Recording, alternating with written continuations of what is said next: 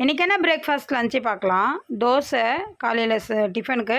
அப்புறம் என் பையனுக்கு வந்து இட்லி பொடி வச்சு கொடுத்தாரு. ஏன்னா எங்களுக்கு தோசைக்கு வந்து நேற்று அக்கா வீட்டில் வந்து சிக்கன் குழம்பு வந்ததில் அதில் கொஞ்சம் இருந்ததுனால எனக்கு எடுத்துக்கிட்டு மீதி எங்கள் வீட்டுக்காருக்கு டப்பாவில் போட்டு கொடுத்து விட்டுட்டேன்.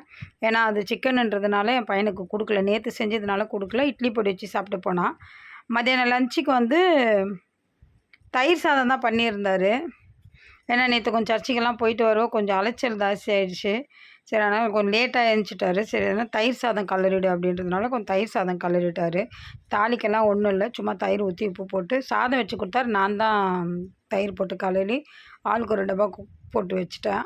அப்புறம் அது தொட்டுக்கிறதுக்கு வந்து வாழைக்காய் சிப்ஸு போட்டிருந்தாரு அன்றைக்கி. அது டப்பாவில் இருந்துச்சு.